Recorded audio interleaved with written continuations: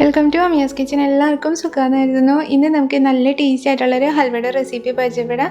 നമ്മൾ ഈ ഹൽവ തയ്യാറാക്കിയെടുക്കുന്നത് റാഗി ഉപയോഗിച്ചാണ്. ശരിക്കും നല്ല ടേസ്റ്റി ആയിട്ടുള്ള നല്ല സോഫ്റ്റ് ആയിട്ടുള്ള ഒരു ഹൽവയാണ്. അപ്പോൾ നമുക്ക് നോക്കാം ഇതെങ്ങനെയാണ് തയ്യാറാക്കുന്നതെന്ന്.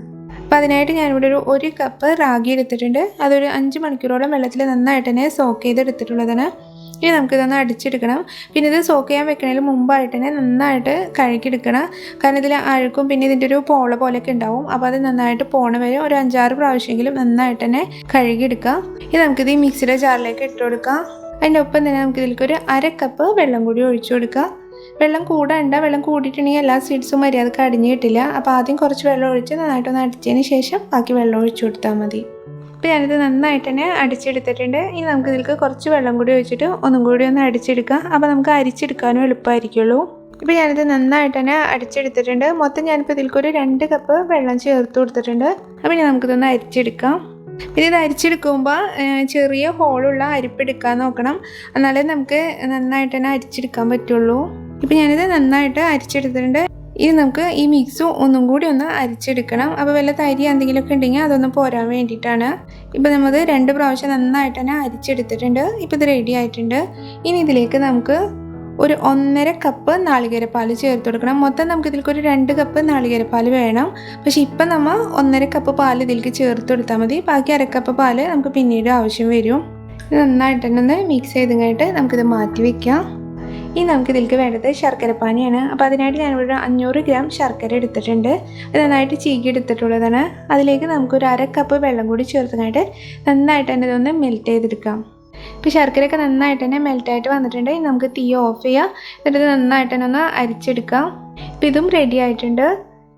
ഇനി നമുക്ക് ഇതിലേക്ക് വേണ്ടിയിട്ട് കുറച്ച് അണ്ടിപ്പരിപ്പ് നാളികേരക്കൊക്കെ ഒന്ന് വറുത്തെടുക്കണം. അപ്പോൾ അതിനായിട്ട് ഞാനിവിടെ ഒരു പാൻ അടുപ്പത്ത് വെച്ചിട്ട് അതിപ്പോൾ നന്നായിട്ട് ചൂടായിട്ടുണ്ട്. അതിലേക്ക് നമുക്ക് 1 ടേബിൾ സ്പൂൺ നെയ്യ് ചേർത്ത് കൊടുക്കാം. നെയ്യൊക്കെ ഇപ്പോൾ നന്നായിട്ട് ചൂടായിട്ട് വന്നിട്ടുണ്ട്. ഇനി ഇതിലേക്ക് നമുക്ക് നാളികേരക്കൊത്ത് ചേർത്തിട്ട് നന്നായിട്ട് തന്നെ ഒന്ന് ഫ്രൈ ചെയ്തെടുക്കാം. ഇപ്പോൾ നാളികേരക്കൊത്തൊക്കെ നന്നായിട്ട് തന്നെ മൂപ്പായിട്ടുണ്ട്. ഈ ഒരു സ്റ്റേജിൽ നമുക്ക് ഇതിലേക്ക് അണ്ടിപ്പരിപ്പ് ചേർത്ത് കൊടുക്കാം. അണ്ടിപ്പരിപ്പ് ഞാൻ ചെറിയ പീസായിട്ട് കട്ട് ചെയ്തെടുത്തിട്ടുള്ളതാണ്. അപ്പോൾ അതും കൂടി ചേർത്തിട്ട് നല്ലൊരു ബ്രൗൺ കളറാവണ വരെ ഒന്നും കൂടി നന്നായിട്ട് തന്നെ വഴറ്റി കൊടുക്കാം.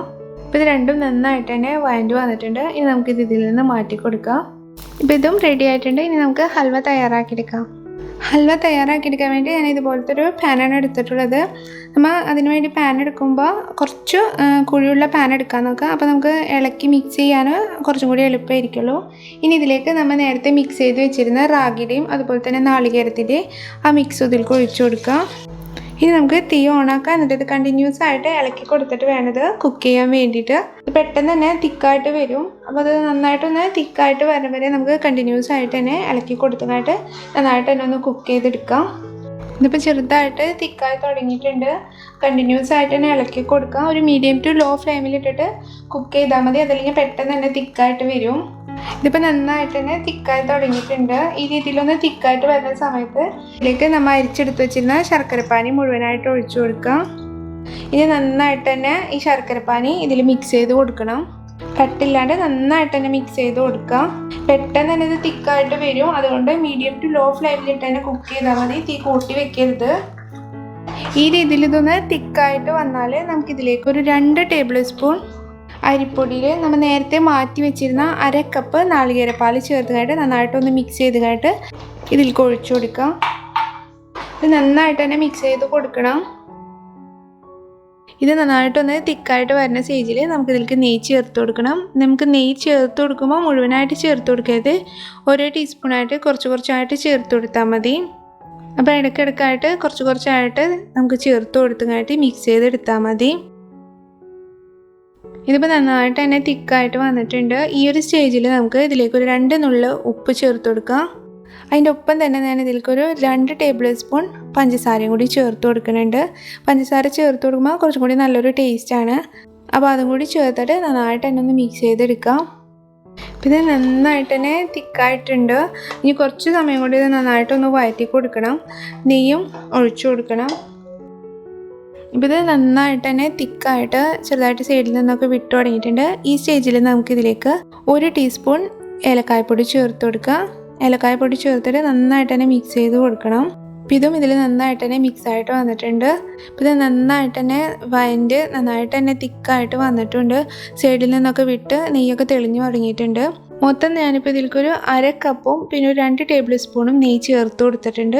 ഈ സ്റ്റേജിൽ നമ്മൾ നേരത്തെ വറുത്ത് വെച്ചിരുന്ന അണ്ടിപ്പരിപ്പിൻ്റെ അതുപോലെ നാളികേരക്കൊത്തിൻ്റെ ആ മിക്സും കൂടി ചേർത്ത് കൊടുക്കാം. അത് മുഴുവനായിട്ട് ഞാൻ ഇതിലേക്ക് ചേർത്ത് കൊടുക്കണില്ല, പകുതി ഞാൻ ഗാർണിഷ് ചെയ്യാൻ വേണ്ടി മാറ്റി വെക്കുന്നുണ്ട്. അപ്പോൾ കുറച്ച് നമുക്ക് ഇതിലേക്ക് ചേർത്തിട്ട് നന്നായിട്ട് തന്നെ മിക്സ് ചെയ്ത് കൊടുക്കാം. ഇപ്പം ഞാനിതും നന്നായിട്ട് തന്നെ ഇതിൽ മിക്സ് ചെയ്തെടുത്തിട്ടുണ്ട്. ഇപ്പം നമ്മുടെ ഹൽവയുടെ മിക്സ് റെഡി ആയിട്ടുണ്ട്. ഇത് ഇത്രയും മതി. ഇനി നമുക്ക് തീ ഓഫ് ചെയ്യാം. ഇനി നമുക്കിതൊന്ന് സെറ്റ് ചെയ്തെടുക്കാം. ഞാനിത് സെറ്റ് ചെയ്തെടുക്കുന്നത് ഇതുപോലത്തെ ഒരു ഗ്ലാസിൻ്റെ ബൗളിലാണ്. അത് ഞാൻ നന്നായിട്ട് നെയ്യൊക്കെ പറ്റി വെച്ചിട്ടുള്ളതിന് അതിലേക്ക് നമുക്ക് കുറച്ച് വെളുത്ത എള്ള് ഇട്ട് കൊടുക്കാം. ഒരു ഭംഗിക്ക് വേണ്ടിയിട്ടാണ്. അതിൻ്റെ ഒപ്പം തന്നെ ഇതിലേക്ക് നമ്മൾ നേരത്തെ മാറ്റി വെച്ചിരുന്ന അണ്ടിപ്പരിപ്പിൻ്റെ നാളികേരത്തിൻ്റെ മിക്സ് കൂടി ചേർത്ത് കൊടുക്കുക. ഇനി ഇതിൻ്റെ മുകളിലേക്ക് നമ്മൾ തയ്യാറാക്കിയ ഹൽവയുടെ മിക്സ് ചേർത്ത് കൊടുക്കുക. എന്നിട്ട് നന്നായിട്ട് തന്നെ ഒന്ന് ലെവൽ ചെയ്ത് കൊടുക്കുക. ഒരു ടീസ്പൂൺ എന്തെങ്കിലും വെച്ചിട്ട് നന്നായിട്ടൊന്ന് ലെവൽ ചെയ്ത് കൊടുത്താൽ മതി. അതിനുശേഷം നമ്മൾ നേരത്തെ വറുത്ത് വെച്ചിരുന്ന അണ്ടിപ്പരിപ്പിൻ്റെയും നാളികേരത്തിൻ്റെ മിക്സ് ബാക്കിയുള്ളതും കൂടി ഇതിൻ്റെ മുകളിലായിട്ട് ഇട്ട് കൊടുക്കുക. കുറച്ച് വെളുത്തെള്ളും കൂടി ഇട്ട് കൊടുക്കുക. എന്നിട്ട് ഇതൊന്ന് ജസ്റ്റ് ഒന്ന് പ്രസ് ചെയ്ത് കൊടുക്കുക. ഈ രീതിയിൽ ജസ്റ്റ് ഒന്ന് പ്രസ് ചെയ്ത് കൊടുക്കുക. അത് നന്നായിട്ട് നമ്മൾ പിടിച്ചിരിക്കാൻ വേണ്ടിയിട്ടാണ്. ഇപ്പോൾ ഇത് റെഡി ആയിട്ടുണ്ട്. ഇനി ഇതൊന്ന് സെറ്റായിട്ട് വരണം. അപ്പോൾ അതിന് വേണ്ടിയിട്ട് നമുക്കിതൊരു 1 മണിക്കൂർ ഇത് റെസ്റ്റ് ചെയ്യാൻ വേണ്ടി മാറ്റി വെക്കാം. അതിന് ശേഷം നമുക്കിത് കട്ട് ചെയ്തെടുക്കാം. ഇപ്പോൾ നമ്മൾ ഹൽവ സെറ്റ് ചെയ്യാൻ വേണ്ടി വെച്ചിട്ട് 1 മണിക്കൂറൊക്കെ കഴിഞ്ഞിട്ടുണ്ട്. ഇപ്പോൾ ഇത് റെഡി ആയിട്ടുണ്ട്. ഇനി നമുക്കിത് വേറൊരു പാത്രത്തിലേക്ക് മാറ്റി കൊടുക്കാം. ഇപ്പോൾ ഹൽവയൊക്കെ നന്നായിട്ട് തന്നെ സെറ്റായിട്ട് വന്നിട്ടുണ്ട്. നമുക്കിതൊന്ന് കട്ട് ചെയ്ത് നോക്കാം. ശരിക്കും നല്ല സോഫ്റ്റ് ആയിട്ടുള്ള ശരിക്കും നല്ല ടേസ്റ്റി ആയിട്ടുള്ളൊരു ഹൽവേനെ പറ്റുകയാണെങ്കിൽ എല്ലാവരും ട്രൈ ചെയ്ത് നോക്കുക. വളരെ സിമ്പിളായിട്ട് നമുക്ക് തയ്യാറാക്കിയെടുക്കാൻ പറ്റും. കുട്ടികൾക്കും നല്ല ഇഷ്ടവും. അപ്പോൾ എല്ലാവരും ട്രൈ ചെയ്തിട്ട് തീർച്ചയായിട്ടും നിങ്ങളുടെ അഭിപ്രായം അറിയിക്കുക.